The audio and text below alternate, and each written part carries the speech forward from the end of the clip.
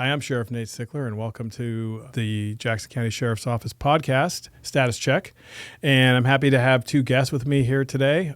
We got Sergeant William Shopp and Deputy Aaron Grissom, both working patrol, one assigned to patrol shift and one assigned to traffic. And today we're going to cover some cool topics, I think. We're going to talk a lot about what trends are going on in our patrol division, what you guys are seeing at the street level, what kind of calls you're responding to, and how things are going for you overall. And then some of the specialty things that you guys have done, such as the DUI enforcement and drug enforcement, and really talk about, like, you know, what is 110 done to the community? What are the differences that have taken place over the years? You know, the different things that you're encountering based on the influx of fentanyl and drugs. And so just want to get into all that today and talk a little bit about you guys. So thanks for being here. Yeah, thank you. Thank you. Yeah. So right off the bat, I'll start with Sergeant Shopp since he has rank. Fair. Yeah. So what shift are you on currently? And, you know, what's it like working the streets right now? What are you seeing? So I'm currently on what we call front nights, which is Sunday night, Monday night, Tuesday night, graveyard. Been there for about a year now. So, you know, that used to be considered the slow night of the week or the slow side of the week. I remember. Well, Yeah. It's really not anymore. We're seeing the same things that everybody's seeing on all the shifts. And we're just, we're pretty busy. And when we're not busy, we're out trying to look for stuff and prevent, you know, crimes from happening and stuff like that. Yeah. So responding to pretty much everything that you're seeing on the weekend side of the shift. And yeah, it's pretty active, especially looking, you know, back at the beginning of my career to where we are now. Surprisingly, it's as active as the rest of the week.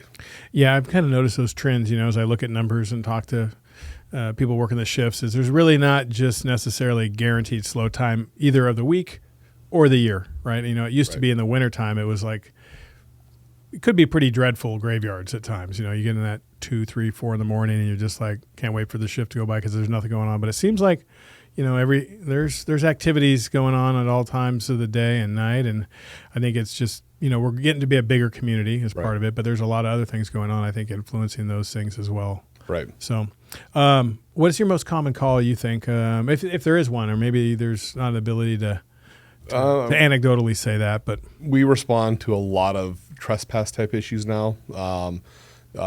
That's changed from the beginning of my career to now. We see a lot of interactions with the houseless community, businesses, and we get a lot of calls for those types of calls. Those are your kind of your low level, but something that we respond to quite a bit.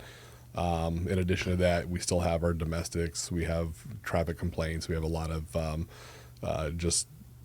you know, the whole gamut of crimes that we go to throughout the week, and that everything from low level to, you know, extreme violence. So. Yeah, I was going to say, you guys seeing, you know, statistically, we have more Measure 11 arrests come through our jail than ever before. Is that in keeping with what you're seeing, like in working the streets on your side of the week, an uptick in violent crime? Yeah, we've actually responded. My team's responded to several shootings in the last few months. I see a lot of more calls involving firearms than we ever have. Whether they pan out to be an actual shooting or just somebody shooting, it seems like calls include guns more than they ever have. Sure, yeah. And Deputy Grissom, what about you? Signed to traffic. Yep. How long have you been doing that?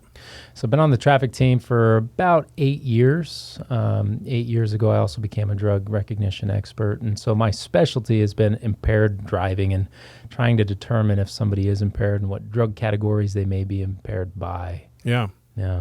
Yeah, I did that for a while. I think it's a very interesting work. You get a chance to sit down with a lot of people who are struggling, going through an arrest, and then obviously when you're talking about drugs, typically, when my experience wasn't the first time they used drugs, occasionally you had that, you know, somebody that went out for a party and smoked marijuana or took something and then they got behind the wheel. Yeah. But oftentimes it was people that were chronic users, abusers of drugs, illicit drugs or prescription drugs. That's true. Or combination thereof. Yeah. And so what are you seeing over the last 8 years?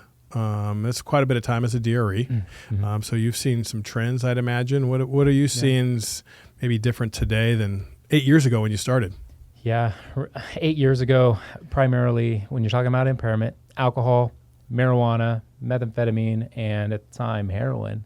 And anymore, the last couple of years, heroin here is pretty much non-existent. I don't come across it. When you see people that are what we call speedballing using a stimulant and a narcotic like meth and heroin, it's not heroin now, it's fentanyl. It's cheaper, it's harder hitting, it's more widely available, and it's just what's on our streets. Yeah.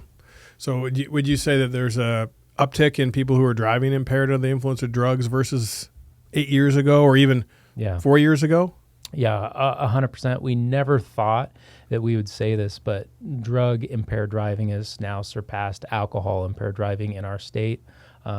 It's a huge problem. We call it drugged driving versus drunk driving. And it's an absolute issue that we're faced with, we're dealing with. It's actually pretty incredible. A lot of people just don't understand that they can be impaired by certain things, and even medications. We have a lot of people that are driving under the influence of medications, but they're not taking it at that therapeutic dose, like what the doctor prescribed them. They might be abusing it or mixing it, and they think that, well, it's a pharmaceutical, it's okay. Sure. But it's just not the case.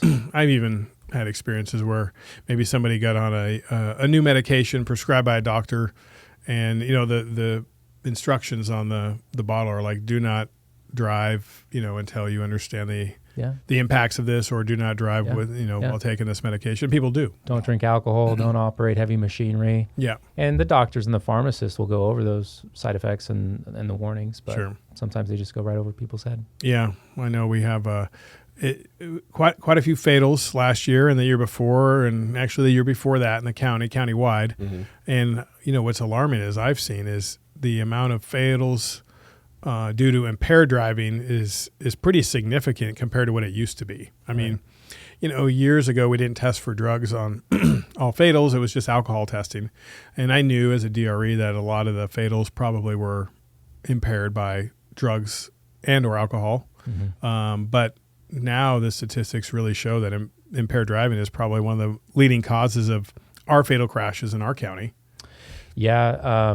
So statistically, across the country, across our state and the county, about a third of all fatal crashes involve an impaired driver, just year after year. Mm.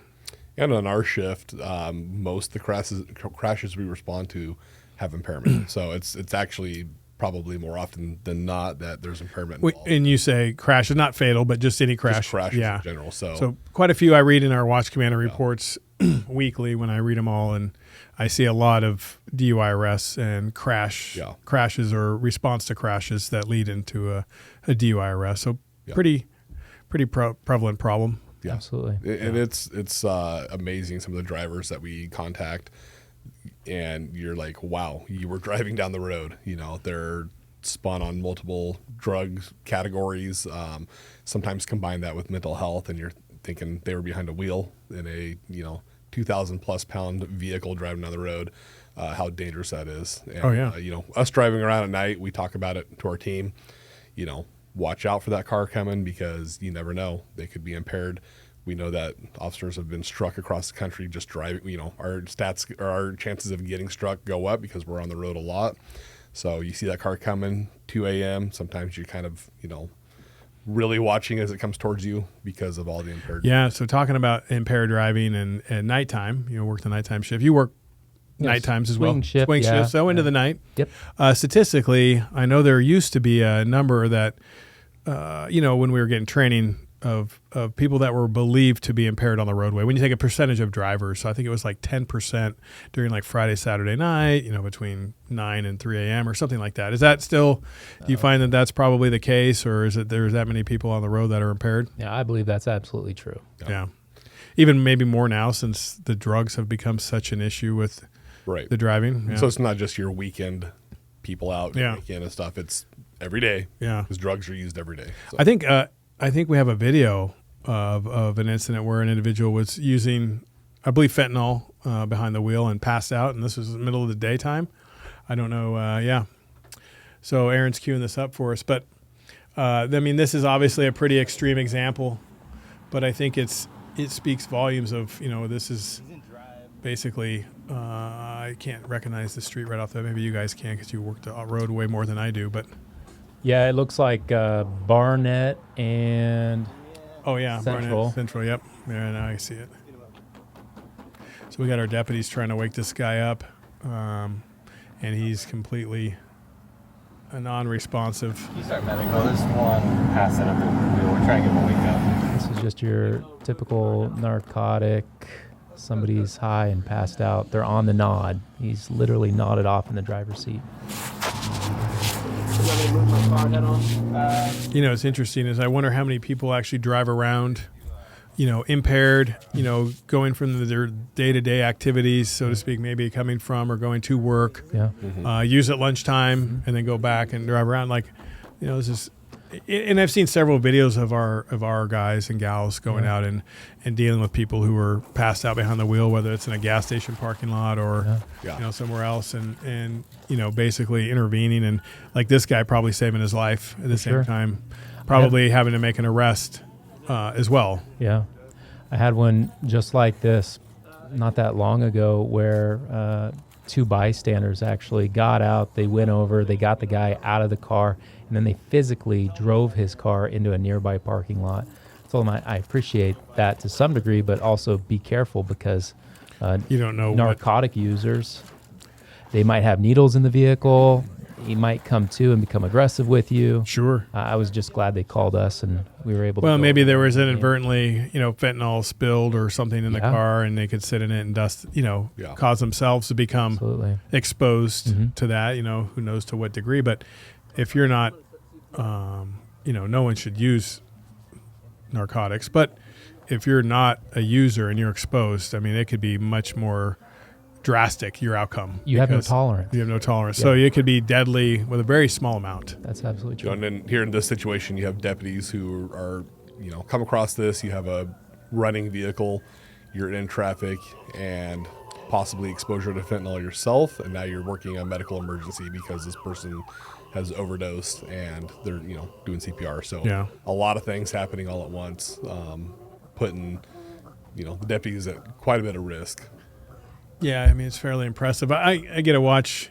I don't get to watch all your body cameras because that would not be possible. But every time we do something, respond to a shooting and there's some life-saving efforts or the response is, above and beyond like the normal duties. And I get to see that because the captains or the lieutenants will be like, hey, this is really cool. You need to watch this. Yeah. I'm always impressed with how stoic you guys are and how professional and competent, our team is with dealing with stuff like this. It's pretty cool. You definitely see the training pay off. So. But it's training but I think it's just we have a good quality of a good team here, quality individuals. You start with that and then you build those other things, and because not everybody can be trained to be good, but we can train good people to be really excellent, and I think that's kind of what what we have here. So this gentleman made a full recovery, I presume, and and then we ended up doing I think the standard procedure would probably be hospital care and then a DUI investigation on something like this. Right. It's absolutely amazing because a lot of these cases where they get brought back with Narcan, naloxone, they'll come out of this and they'll be completely coherent with it, sometimes aggressive. And a lot of times they'll say, I don't want to go to the hospital. And we can't force them to go. Yeah. But we give them the warning that, listen, that fentanyl or heroin or whatever it is, it could become active again. And you could go right back into a state of overdose. Yeah, because depending on how much they took and how long the Narcan will block the receptors, the opioid receptors. It could be a very unfortunate outcome for these individuals if they don't seek medical care, or at least the being under the supervision of somebody competent. Now, obviously, this is kind of an extreme situation. I mean, obviously, with having to do CPR in the middle of the road on Barnett, probably looks like 4 p.m. So the fact that this is happening in the middle of the day, I'm sure happens quite a bit.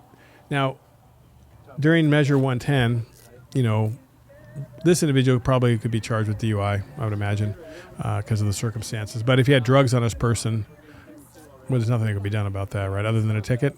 I mean, is that pretty standard protocol for us? For possession level crimes, absolutely aren't charging those when you have an overdose situation, and that's now if you got something over and above that that's not related to the incident itself, we can look into that. But just him being in possession, there's going to be nothing beyond the medical assist. So let's say you couldn't prove he drove, right? I mean, obviously in this case we can, but we've had situations where I've seen the videos where the person's sitting in a parking lot with drugs in their lap. Yeah. So it's hard to establish that they drove there under the influence when all the drugs are sitting in their lap, right? Yeah, we have to have an element of movement, and absent that, it would be argued, well, he was parked and then he used the drugs and became impaired, but he was never driving while under the influence. Like and this could, an attorney might make that argument in this case, so I don't know all the facts of this or not. But regardless, with the laws the way they are currently, you couldn't even take this individual to jail for drug possession and maybe give them an opportunity, if they were unwilling to go to the hospital, to be supervised further and maybe make a different decision after they became sober. Yeah. Yeah. In fact, I had an incident where we responded to parking lot overdose, gave CPR. He was ultimately transported, and saw him driving around 2 days later. And so, I mean, there's our involvement beyond what happens right then and there is it. And there is no legal system that's going to be saying, hey, you need to get treatment or anything like that. Once that is done, it's a medical issue. We're on to the next thing, and hopefully we don't come across them again overdosing. But when they come out of that state, and they're fairly lucid, and so it's hard to even articulate at that very moment impairment enough to warrant like a police officer's hold for I would call it detox hold, but that's dated. Right now it's a sobriety center or something like that. So where they can sleep it off, in essence, speaking in terms of someone who's drunk. And we find, say, stumbling down the road, we take them into the sobering center, and then they could wake up a few hours later or the next morning and be well enough, essentially not impaired, to care for themselves and go home. But somebody wakes up from this, they're pretty lucid usually, huh? That's correct. Yeah. If somebody's in a state of overdose, like it's fentanyl overdose, and they're administered the Narcan and they come out of it and they're lucid, like you said, we're usually done. If there's no criminal case, we're done. Yeah. Either they go to the hospital or they don't. Typically they don't. And that's it. I don't have what I would need to put them in the sobering center on a DRE hold, which was basically me articulating this person's under the influence of some kind of a drug and they're unable to care for themselves. At that point, I don't have that. So speaking of drug possessions, you get a lot of these cases, I'm sure you've found or seen drug paraphernalia or drugs on their person in conjunction with this kind of situation. Yeah. I mean, typically the paraphernalia is everywhere. That's what we see a lot. I mean, most people are smart enough to keep the drugs in their pocket, and we don't find them unless we have that further intervention. But you will see drug paraphernalia. One thing I've noticed is there's no fear of any type of repercussion. Yeah, I was wondering, like, this guy's here arguably could have been using fentanyl in his car while he's driving, most likely, based on how quick the onset of the symptoms are for fentanyl use. Right. But if they're possessing drugs in their pockets and all the paraphernalia, unless you have a nexus to get into their pockets, not much you can do. Right. That's correct. Now you were a drug cop for how many years? Were you on the drug team? 7 years. 7 years. So this is pretty much all you dealt with. Right. And usually you weren't looking for people that had paraphernalia and, small amount of drugs in the pocket. You're going after people who are distributing drugs in our community. Right.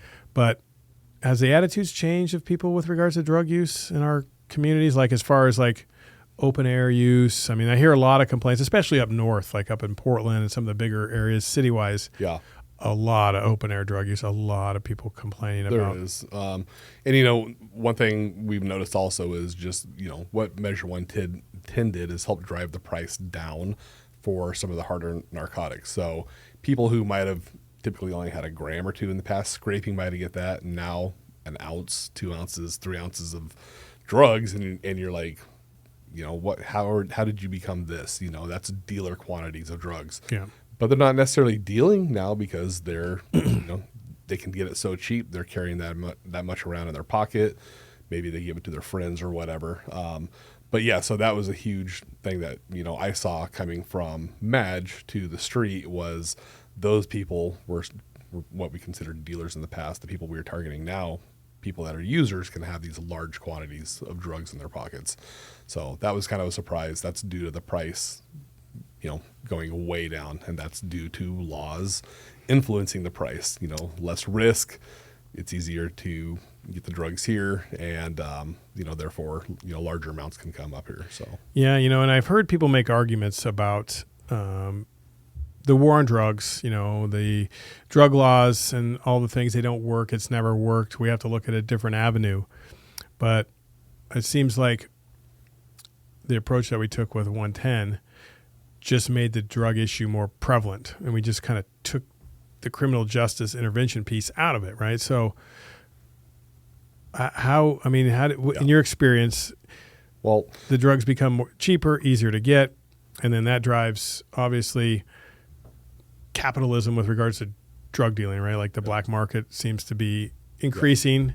And then, you know, other things across the country have influenced the drug market as well. I mean, the border stuff and some of the other cities that have chosen maybe not to legalize drugs or decriminalize them like we did, right, but have chosen not to enforce drug laws, like San Francisco, for instance, and some of the areas down there, and other cities where they've turned into distribution hubs, essentially. Is that somewhat accurate from your experience? It is. Yeah. And, you know, I think like the initial intent of this law was to not make people criminals who aren't necessarily criminals other than drug use, right? And so that was something that really, you know, we weren't dealing with that prior to this issue. So a lot of times our DA's office treated drug offenses with diversions, with different types of additional programs discharge, yeah, where they got drug treatment, probation, things like that.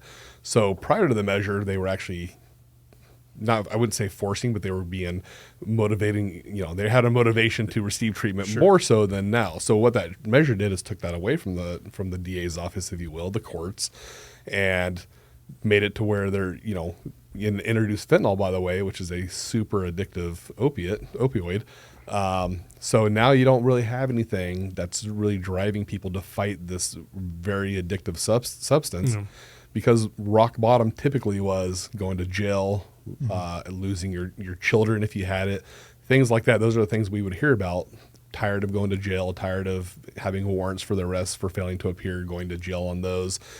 And at some point they hit rock bottom, and they always wanted that treatment, but it was so hard to have a reason to actually do it. And so you mean, just to clarify, they know treatment's in their best, say, they do. In their best interest, but they can't overcome the power of addiction to walk into treatment? Is that what you're saying? Absolutely. Or, yeah. So, I mean, everybody I've talked to doesn't like the fact that they are addicts. They don't like the fact that they're living the lifestyle they're living.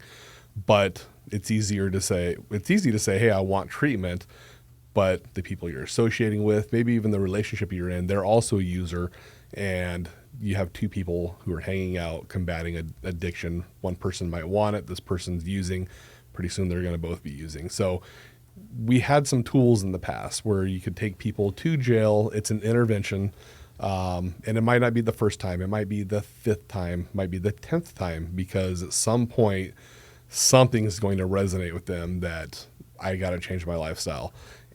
Even near-death experiences with fentanyl isn't enough. And you know, it's a combination of things, but that was a huge piece of the puzzle, which was using incarceration. They might talk to the correct person while they're in jail that has, you know, can offer them treatment or gives them an idea of how they got clean, whatever the case might be. And, you know, when that was gone, there was nothing. There's no repercussion for not following through on your citation, for your Class E violation, for not going to treatment. I mean, it's and you're fighting a very powerful addiction, and it's it just made it, these people, they don't want to be addicted, but they needed something to help them along the way at times. Yeah. And there's a couple things I wanted to bring up. When you talk about using the criminal justice system for intervention, in your experiences, I have mine, but I'll talk about that after. I want to hear yours. Is how many people do you think that you've arrested in your career, and maybe not the last couple of years, right? Mm-hmm. But maybe, who are addicted, and the only offense that they've committed is just possession of a drug? It's very few. I mean, very few. It's a combination of, what led you to contact them in the first place. A lot of times citizens observe behavior and they call the police. Police respond. That person might be up to something they're not supposed to be up to. And in the process of the contact, drugs are located. That person's out there doing that typically to feed the drug habit. They're committing some type of a crime, whether it be theft, burglary, mail theft, whatever, to get money, to get property that they can trade or sell easily to continue to feed that drug habit. So Yeah, those activities really go hand in hand. It can't be just like absolutely every time every drug user is committing other crimes, but the majority of times that's absolutely the case. And that's in your experiences. Yeah. So, I think there is this premise, I think, that people bought into, or this idea with 110 is that, people that have a drug addiction issue are being locked up because of their addiction, not because of the behaviors that may be driven by addiction, but really not recognizing the impact to the community as a whole, right? Like, if I'm stealing your stuff because I'm addicted, I'm impacting both of you in a negative way. Right. People seem to forget about that piece and not want to take into account that you worked hard for your things to provide for your family. Now somebody's just taking that away. And we really focus on, I think we're too offender centric when we take in what's the best course of action, right? Like, so I very rarely, I made a lot of drug arrests in my career over the years for possession, but it was usually fueled by some other suspicion or activities. And, and sometimes it was warrants, or it was driving under the influence, or it was on their way to do something even more nefarious. And the arrest for the drug offense not only gave that person a chance to, maybe get clean, get food, get, see some medical providers in our facility, but it also probably prevented some property crimes or some other crimes that evening. Yeah. And I want to also go back to the incarceration piece. People didn't go to prison for possession. They didn't. It was a felony, but our DA's office in Jackson County really focused on treatment with different types of sentencing and things like that. Yeah. There was chances, there was ways to try to get yourself on track. If you ended up in prison, it was typically substantial quantities. You had maybe dealer amounts, but you also had prior convictions. This is not like your first time offense. And so that person who may end up in prison based off of some type of a possession conviction, which typically there's going to be other convictions as well, and these sentences run concurrent and things like that. But nobody's just going to prison for possession. That was not. No, in fact, last episode we did with Beth and Kiki, who is the community justice director, and of course our DA, and I refer to them as their first names, but our DA and community justice director. We talked a little bit about the sentencing matrix, and how that works, and just nobody's gone to prison for drug arrests if it was like user amount solely. It's always going to be either the commercial drug offense or the delivery and the manufacturing, conjunction with maybe possession of other things, firearms, whatever, or other crimes, and then the drugs are mixed in, but never has, at least in their careers, which spanned, I think Beth has like 31 years involved in our justice system here, has anyone gone to prison for possession? So that's just a myth that's thrown out there by these individuals who basically want to legalize drugs, that people are, disproportionately locked up for minor drug offenses, and that lives are ruined because of their addiction. And that's just, I guess, false. No, a lot of those lower level drug crimes, the treatment or the sentencing structure is happening right here in our community with our resources. And again, the measure took away a lot of that ability to do that. Speaking of community, so you guys get to go out and see our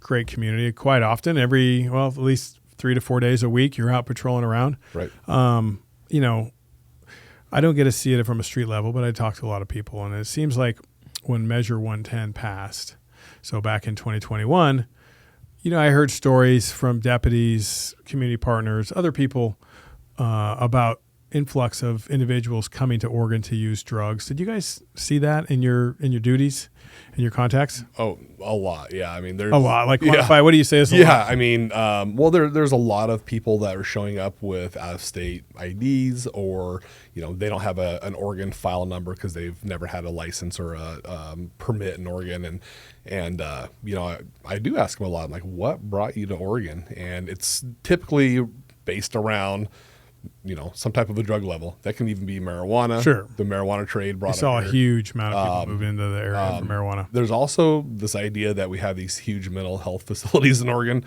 Don't know where that comes from, but we have a lot of people that show up that say, we were told Oregon's the place to go. So we have, it's a combination of things, but those people are typically, you know, they might have mental health, but a lot of them also have a drug problem. And so those people are showing up here looking for whatever, maybe easy access to drugs. Maybe they do come here thinking they're going to get treatment, but the addiction takes over again. But we do see a lot of people who have come to Oregon. You know, I remember in the beginning of my career, you knew all the houseless people. There was 5, 6 living around. Yeah, I remember we joke about that. Yeah, I see new faces every day, and people coming from out of the area. It's just it's interesting, and I do ask a lot of people, like, what brought you here? Kind of get the same story over and over again. And you know, I was gonna bring up earlier too. You know, these users that are especially local people that live in our community, we get to know them. We get to know their families if they have them. We get to hear about their issues in their life that maybe led to where they're at, Sure. or some of the battles they're facing and stuff. We spend a lot of time just talking to these people, chatting with them. We do want to see them get out of the lifestyle. Sure. You get to know them. A lot of them, I mean, a lot of people, we have good, friendly conversations on the side Sure. of the road, and they understand what we're doing. And, you know, our job is, yes, we have to enforce the law, but we want to help them. We want to give them whatever help that they. Well, I mean, I think part of our, you know, like our core values are compassion, right? And I get a lot of thank yous from community members about the way our deputies handled certain situations, whether that was a death of a loved one, an overdose, an arrest, Right. anything where it's not just this mentality of like cuffs on and get in the back of the car and kick them out of the jail. There's this, you know, I was even talking to, I can't remember who it was, but they were talking about how impressed they were with like the motivational interviewing that was being used by the deputy, and he had no idea what that was. Like, he had never been to a training. I'm sure he knew, but you know what I mean? It's like, it's just from years of working the street and seeing what's effective and whatnot. I think it's.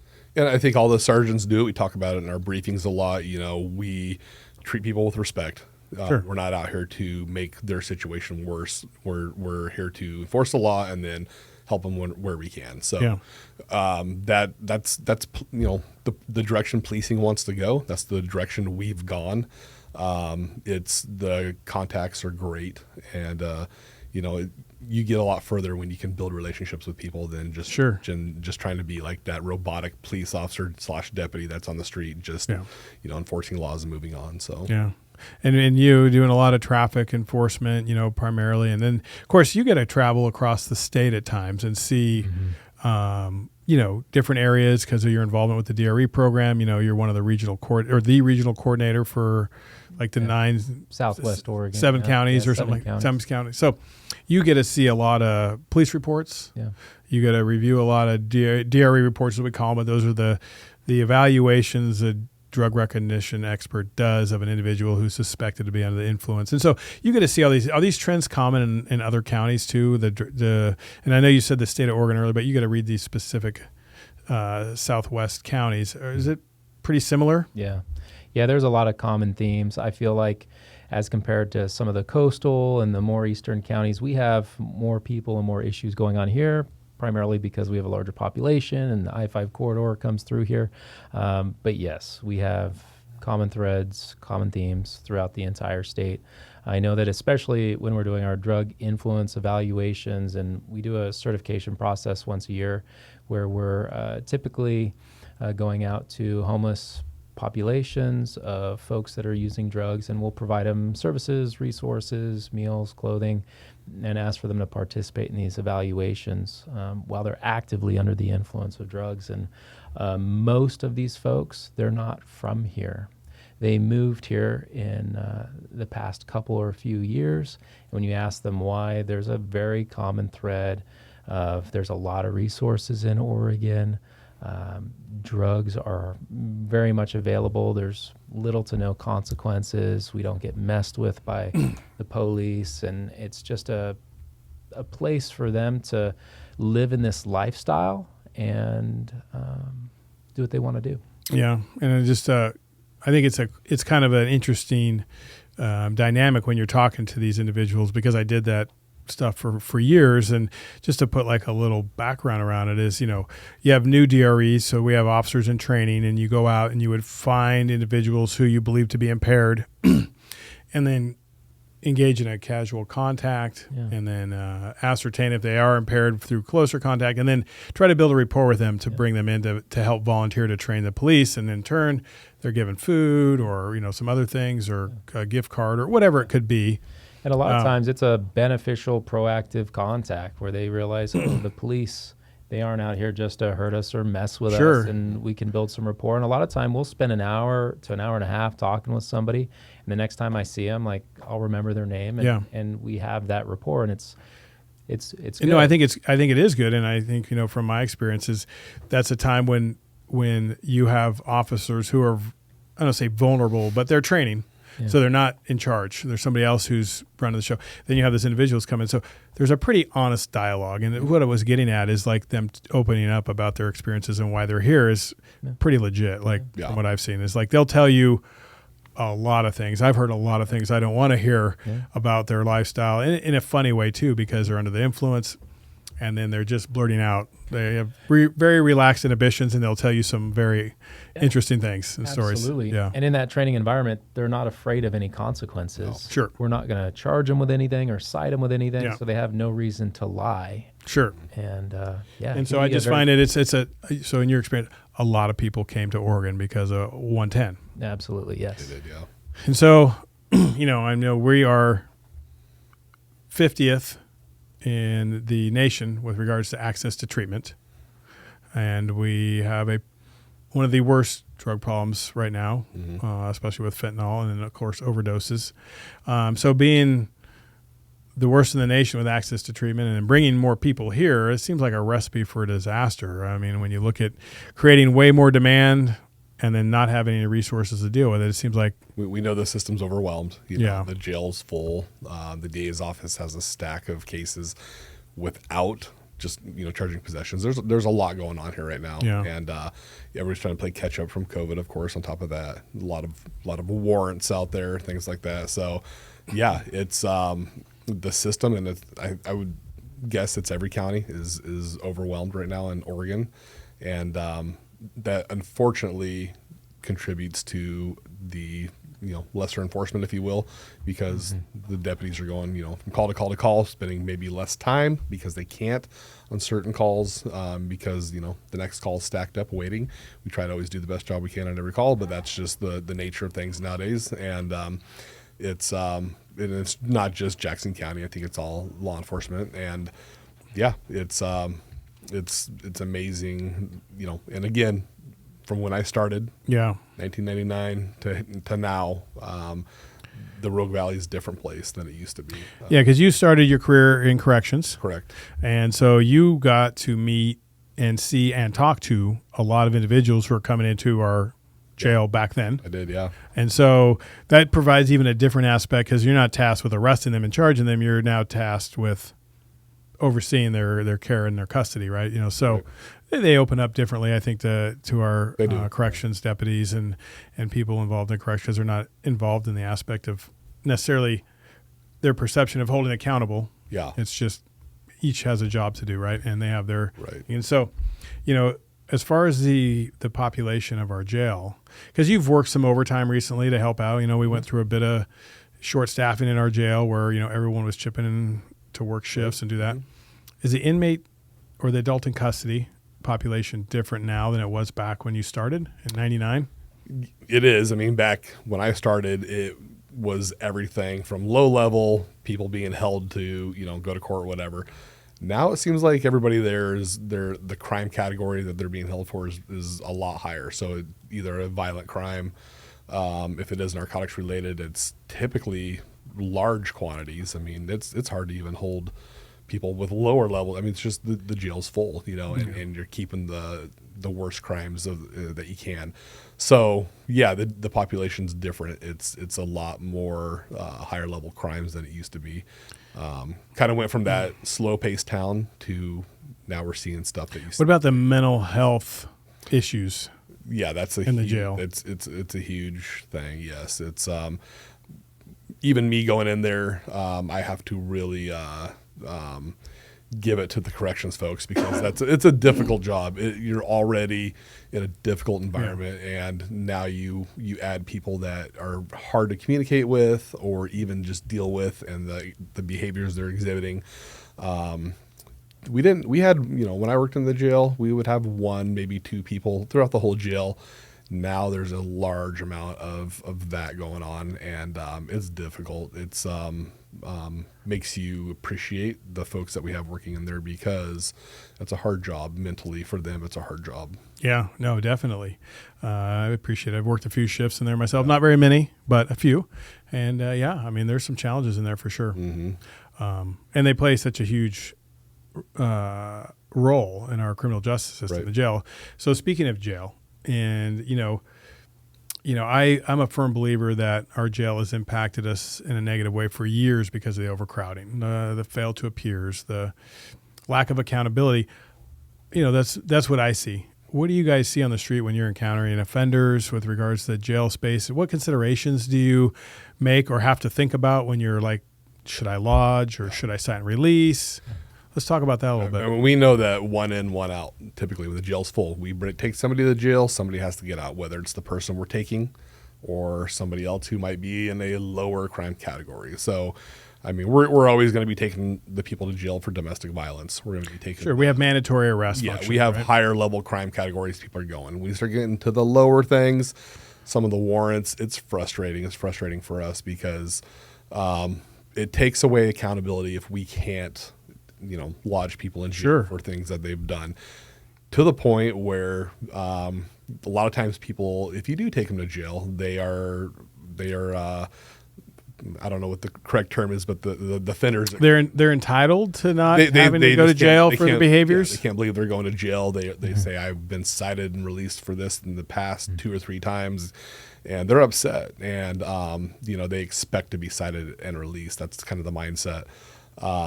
So is it have a different impact when you can take them to jail on their I guess I'd say their attitude, because we're not the attitude police, but changes the tone of the contact maybe when they realize that this has gone from a 10-minute inconvenience of having to deal with an officer or deputy to now we're actually going to go downtown to the the reactions are like I've seen people just all of a sudden start becoming chaotic, screaming, crying because they cannot believe they're actually going to jail this time. And we've talked about it as a shift a lot. I've talked to the sergeants in the jail. If this person comes to jail, will they actually stay there? Is this going to just be a quick book because their level is lower than everybody else that's there right now? What does this do to help the public? Sometimes we have to do that to remedy the situation because the person's under the influence and they're creating public disturbance. Yeah. The other thing is the victims that call us, they want to see something done, and we do the best we can with that, right? So if we aren't taking people to jail, sometimes the public is just like, what is going on? They don't always have the whole picture as to why that happens. Sure. But, we talk about that as a shift. We definitely try to remedy situations. We want to have people accountable. If they have this is their 5th or 6th fail to appear, something has to happen. So we've talked to the jail sergeants and we're like, can this person come in and stay, at least go to court tomorrow? And, a lot of times they're like, yeah, we'll make that happen, because if we don't have that intervention, then those people will continue to do that same. Yeah, and it's a dangerous cycle when somebody is in and out, continuing to rack up additional charges, whether that's the FTAs and then in conjunction with either new crimes, which further tasks the public defender's office, the prosecutor's office, the courts.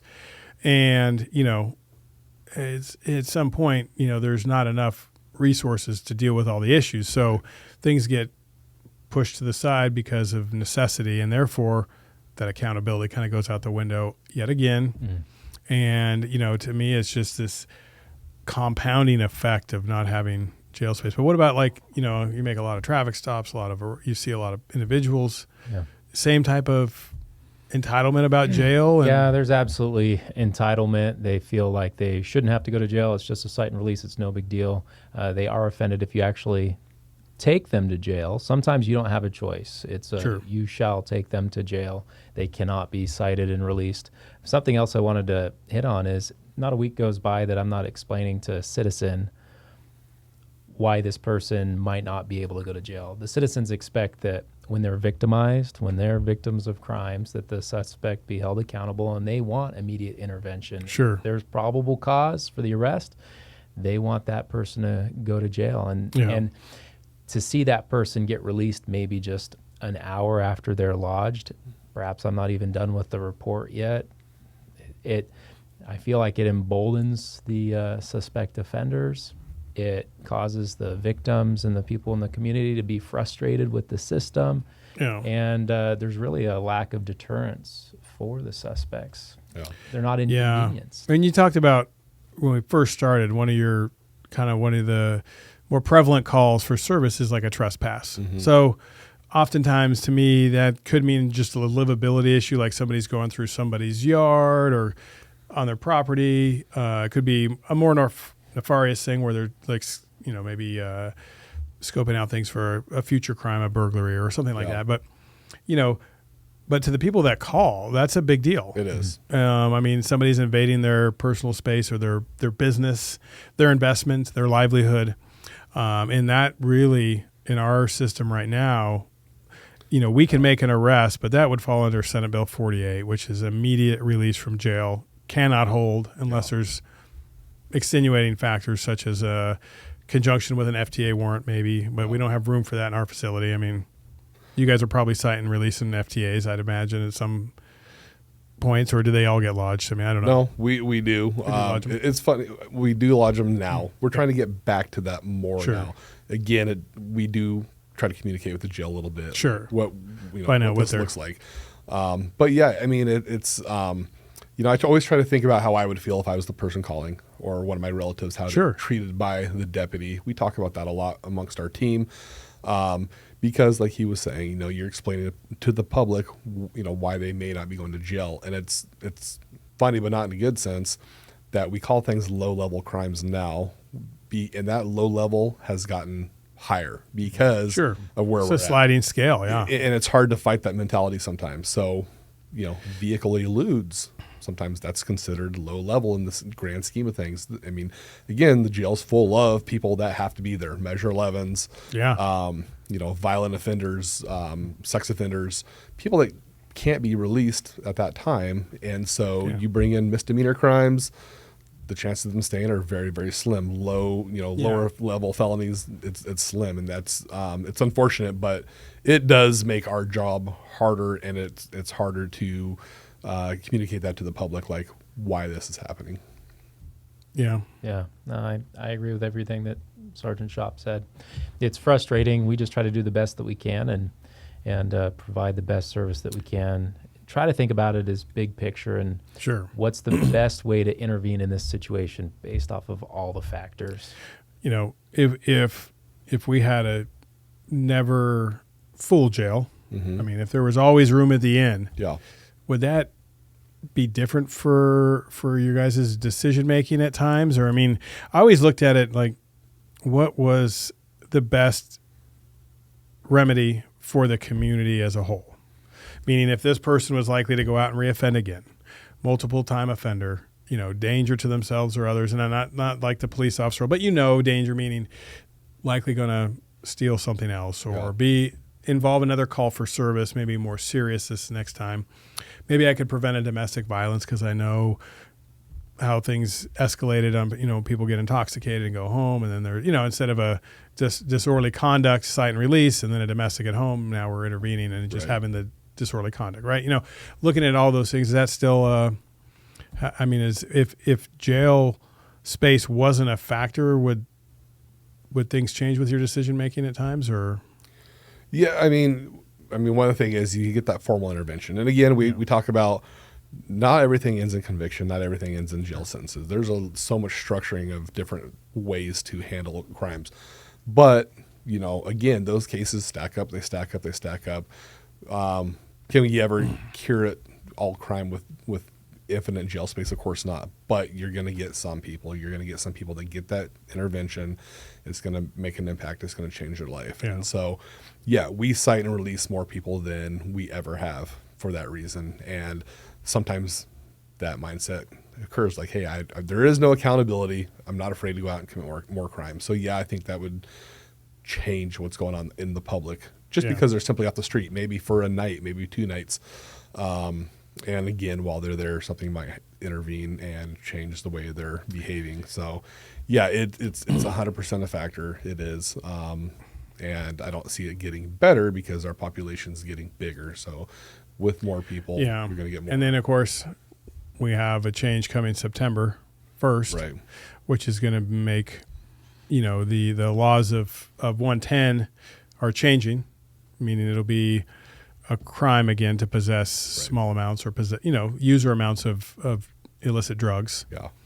And so I imagine just statistically, looking at previous numbers prior to 110, we're looking at anywhere from 1,000 to 2,000 potential arrests a year if we go back to the way it was before. Now, I don't know that we will or whatever the case may be, but regardless, more activity. So I imagine that's going to be a further taxation of our already small jail. But I was a big proponent of the change. I was very much a proponent of changing because our inadequate jail shouldn't drive state policy or even your decisions on the street. Like if you got to intervene and give somebody a chance, you never know when that one, even if it's 1 out of 100, that's one less person who is out committing crime or who gets sober and saves their own life, because we had a lot of overdoses this past year. And at some point they, whether they get lodged on a misdemeanor drug charge or not, at some point they're going to end up there. They might fail to appear multiple times or whatever. They're going to end up there at some point.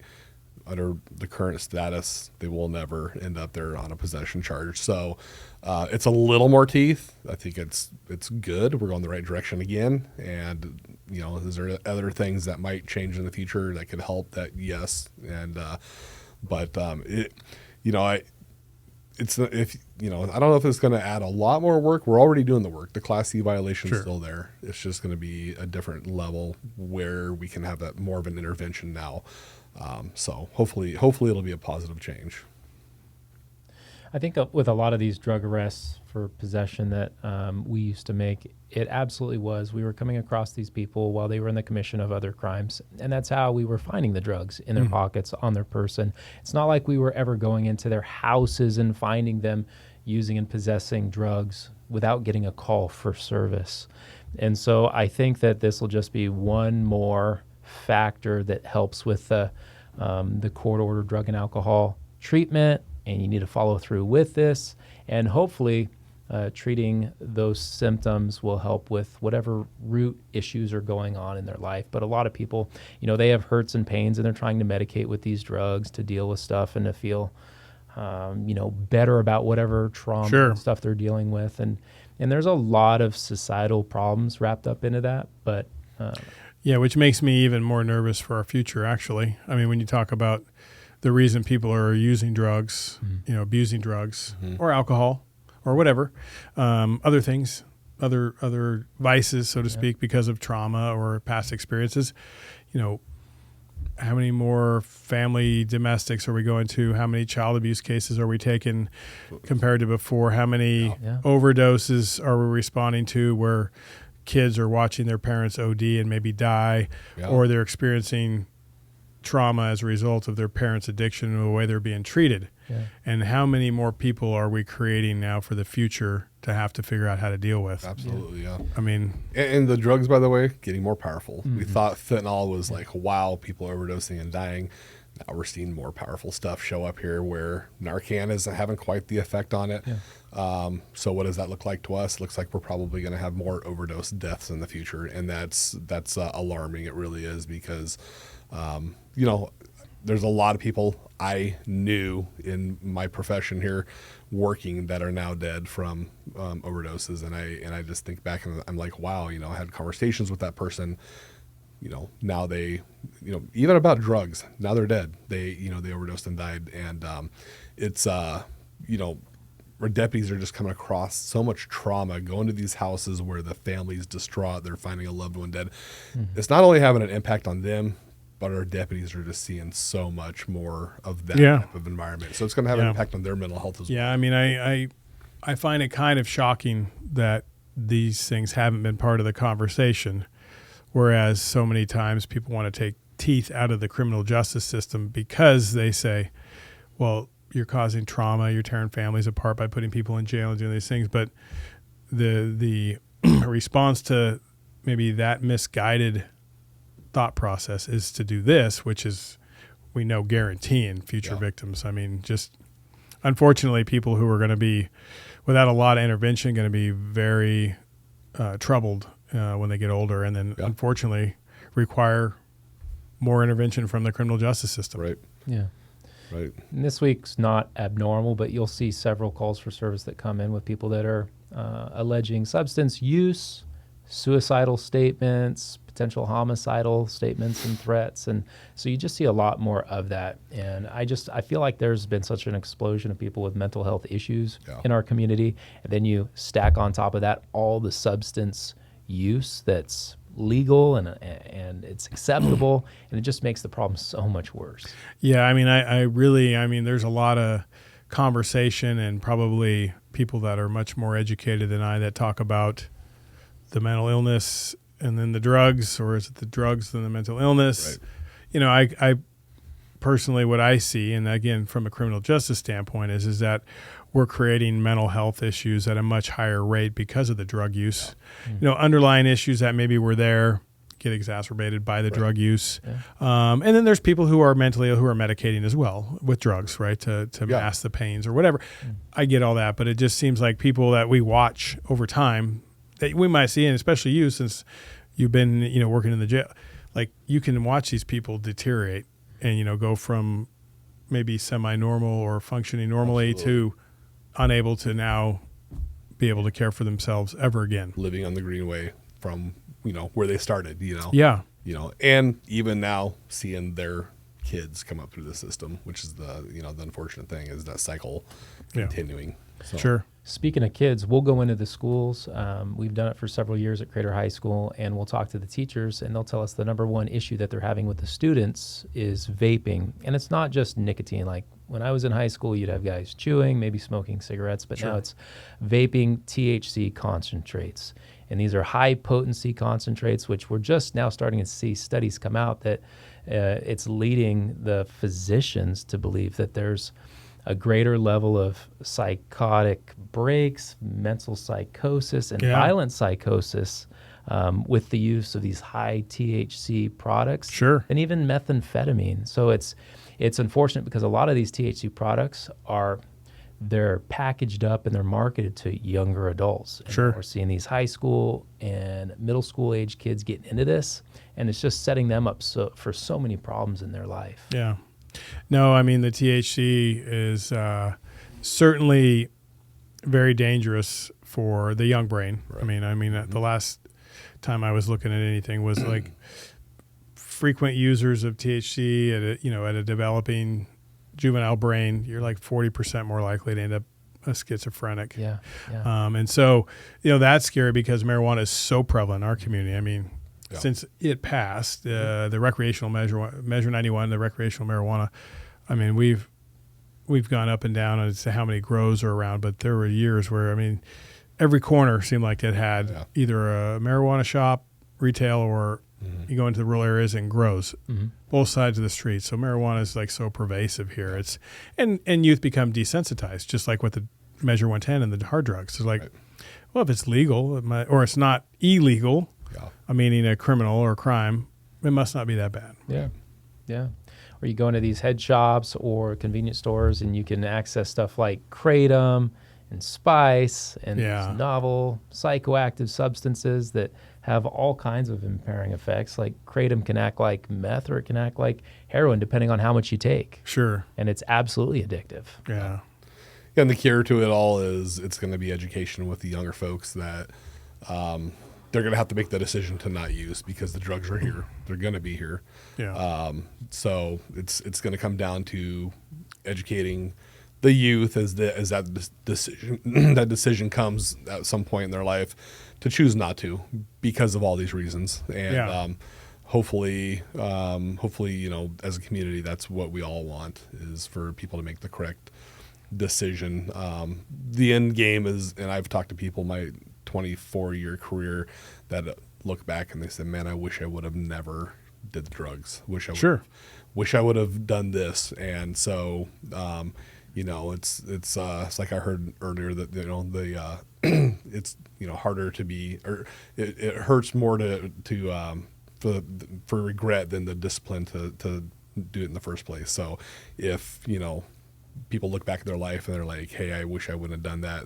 That's a lot harder than if they just from the beginning make those good decisions. And, but they got to be educated on how to do that. So we wear so many hats out there, and a lot of what we do is just, as counseling and mediating problems and giving people advice on life. And we just want them to be safe, happy, productive members of society. Don't hurt anybody. Yeah. It's I always say, like, stuff, really. The premise of having a bigger jail for me in more capacity is so we don't have to have a full jail. Yeah. Right. Like, right. You have the deterrent piece, you have the treatment piece, you have all these things working together in concert to make a better community. And therefore you eventually don't need to expand those services because you're able to, have an ecosystem, so to speak, that's healthy dealing with these things. And I totally agree. I think it's we're a long ways off. Got a lot of work to do. We're not even looking at being able to really intervene with some of the drug stuff till September. Right. And then I always get asked, well, how long do you think it'll take to fix? And I'm just like, I don't know. Probably longer than it took to mess up. Yeah. It's easier to go one direction than the other sometimes, and the mindset will have to change, and that takes time to change the mindset again. So we have a lot of deputies and officers across the county that they're newer and they've been hired and trained post Measure 110. So they don't even know what it's like to work in an environment where you're holding people accountable for drug possession and field testing and measuring out drugs. And there's a training component to it. Sure. Yeah. That's a good point. I worked years when it was felonies to have drugs, so we did quite a bit. If you found somebody, you would make an arrest, and oftentimes they might go to jail, but because the jail wasn't full when I started. But now, I guess that's a great point, is you have a lot of newer deputies and officers across the county and probably across the nation that are so new. And some of the tolerated behaviors, not that it's legal in other states, but the lack of hands-on for certain offenses, the social norms, I guess, has probably become, accepted. Yeah. Wow. Yeah. Yeah, and on his point, it's interesting. We had a pursuit a couple months ago, and in that course of that, a bunch of drugs they tried to throw some drugs out the window. So there was drugs everywhere, and I said, hey, grab your Nick kit, and kind of got looked at by some of our younger deputies like, what's that? I'm like, it's in your drug kit. They're like, what's that? Something we commonly carry, Yeah, I know. You had them in your drug test kits. It was like you had boxes. If you were a drug guy, you had boxes of test kits, and then the admin sergeant would always go, who took all the drug kits? Right. That kind of thing. Yeah, I get it. So oh man. Yeah, that's going to be a whole new. Well, good thing you have all this training. Both of you can be very instrumental in influencing the younger deputies we have, and probably officers across the county. Yeah. That's funny. Talking about addiction and all the things that go along with it. What do you think the key is for us as law enforcement to have better outcomes with individuals? What do you think drives decisions to maybe seek treatment or whatnot? Yeah, so I mean, it's again, we're not seeing less people out there that aren't addicted that are seeking treatment on their own, right? So it takes that one time that resonates with the person. We don't always know what that's going to be, because that might be your first contact with them, but they might have had multiple other contacts in the past that led to where they're at now. The commonality is rock bottom, like what finally for that person. For that person, yeah. And that sometimes I've actually heard the same person say they've hit rock bottom a couple times, and you can see that, yeah, that looks like rock bottom, but it maybe took one more time at that level, whether they've lost everything. They've lost close friends to overdose death. They're losing their children. And you see the trauma, the heavy trauma in them. And, you'll find out later, like, hey, that was the time that they saw treatment. Because once we're, done with them, sometimes we don't see them again unless they're back out on the street. So sometimes you say, hey, where's so-and-so? Haven't seen them in a while. You find out that they did finally get into treatment for some reason. And you talk to them and they're happy. They're rebuilding their lives. They're excited. And they'll tell you, thank you for, arresting me for doing what you did, because that's what I've heard that a lot. Like a lot of rock bottom is like either jail or prison. Mm-hmm. In conjunction with the, obviously the kids being a part of that if they have a family or a wife or somebody telling them that this is enough. Yeah. What about like in the world that you kind of work in mostly with the DUI stuff? I mean, that could be varying. Rock bottom could be in a lot of different things for different people. Yeah, you see a lot of degrees. It might be something like a first-time DUI offense. The person otherwise is a law-abiding citizen and has a pretty good moral fabric and a family, but for them, they knew that they were on a bad path. Maybe it was alcoholism, maybe it was some other drugs, but that in that situation was their rock bottom. But I'll tell you, I've seen countless people that it was so much more, where their family disowned them because the person became a chronic hardcore drug user. They started stealing from their family to feed their habit. They couldn't hold a job. They wind up losing their kids. DHS gets involved, and they can go down this path and then finally have an arrest or two or three or four, and then they finally hit that rock bottom. So it really can be anywhere in between. In the spectrum. Mm-hmm. Yeah, and I mean, how often do you feel like the people that we encounter would simply just walk into treatment without rock bottom? I mean, because you hear the argument of, and we talked to Dr. Mann on our first podcast about just the power of addiction and how you're not able to make decisions in your own best interest while you're under the influence and addicted to, especially fentanyl, which is really powerful. Yeah, of course, that does happen. It does. There's going to be, there's always exceptions to everything, right? Sure. People have gone in and gotten treatment. People have, maybe the family gets them there, whatever the case is. A majority of who we deal with, that's not necessarily law enforcement. Yeah. So, I think unless you separate them from the environment, this drug is fentanyl, the opiates. Before it was heroin. And meth's pretty powerful. I mean, meth's still pretty prevalent too. Yeah, it is. And now you see the speedballing, like you said, and stuff. The poly drug use. Yeah. But without being removed from the environment and the people that they might be associating with that might be also using, there's no motivation, and then there's the outlying pressure. So, we'll see people say, I'm trying to get clean, and they're with their boyfriend or girlfriend who says the same thing. And I'm like, you have two people fighting addiction. One of you might be doing good, but if the other one falls off, it's very easy to pull the other person. Sure. Yeah. So, I've seen that in my, most of the people I see that do get clean have to completely disassociate themselves with their friends, maybe their family, and maybe their significant other, if that's another user, because they have to work on themselves. They can only fight their own addiction Yeah. and work on themselves and get themselves clean and sober before they can help somebody else. Sure. And so, I just don't see a lot of people being able to do it on their own. Of course, people haven't done and haven't do. So I don't want to say it doesn't happen entirely, because I'm sure it has. But a lot of the folks we come in contact, it does take, the intervention. And you mentioned it earlier, even prison. I've talked to a lot of people. And when I worked in Madge, a lot of the people we dealt with, we're talking a little bit serious, more crime categories. Some of those people did end up in prison. And I still talk to some of those people, by the way, and they'll tell me prison got them clean and got them in programs and things like that. Sure. Without it, they would still be doing the same thing. Yeah, likely they could have a way worse outcome. Could be dead from an overdose. Yeah. Yeah. So we talked a lot about some pretty sombering things today. Mm-hmm. But all right, so let's swing it around a little bit. Tell me what you like most about being involved in law enforcement. Like, what is what makes you come to work every day? For me, I think I don't know if there's any other profession I could have survived 25, 30 years. It's different all the time. Yeah. It's stimulating. You're going to be involved in things that involve action and things like that. So it's stimulating. It's an exciting job. It's an exciting job. Yeah. Of course, there's the downtimes, but there's other things to do to fulfill the downtimes.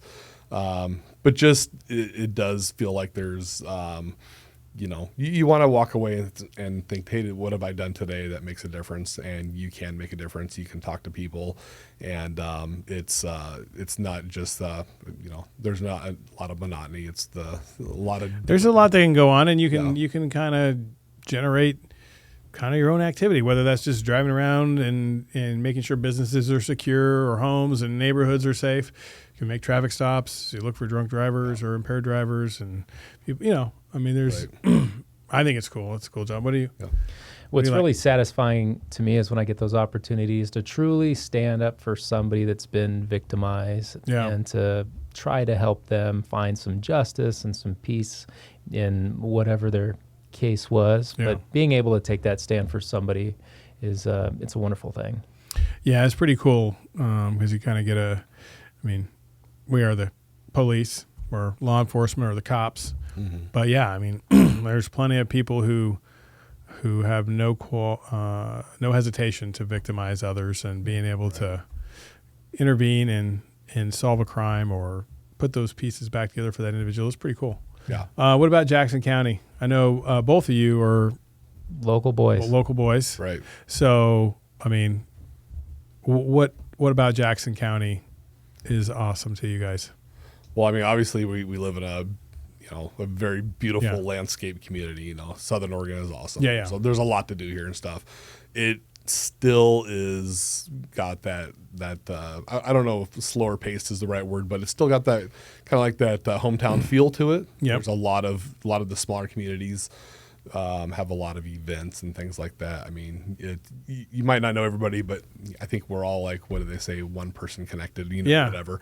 So it's a great place to have grown up, to start families. Yeah. Hopefully that's not destroyed by the drug issues we're facing now. We've seen the change. It's talked about a lot in the community. So people have started saying we're leaving, that kind of thing. It's unfortunate because Southern Oregon was always a great place and unique. And so Jackson County it's funny too, because you get in other parts of the state and some people are like, where's Jackson County? So we're kind of like that hidden little gem down here. Yeah, I agree. And so it's just been a great place to grow up and work and live. Yeah, we both have deep roots here. Grew up here, love it, and I'm raising my family here, and it's home. It's a wonderful place, and I don't want to see it change for the worse. I want to help be that change to continue it just being a wonderful place. Yeah, no, I'm in complete agreement. I always tell people it really is a honor to live and work in this community because, from a law enforcement standpoint, I feel great support overall. You certainly have people that don't care for the law enforcement in general, but I would say the vast majority of our community is very supportive. Yes. It makes a huge difference for for me as a sheriff, and for I'm sure you and all the rest of our employees who know that the community appreciates their job, which makes it that much easier to go out and do that job, right? Mm-hmm. That's how I feel about it. Absolutely, And I'm pretty optimistic that this 110 change, and we're working on the jail stuff and being able to fix that, but we also have some other plans to augment some jail stuff. I think we're on a good path to make some improvements. It'll take a minute to turn the ship around, but I'm feeling pretty good. Yeah. So Hopeful. yeah, hopeful. Anyways, thank you, gentlemen, for being on the show today. Great talk, and appreciate you thank both. you very So much. thank you. All right.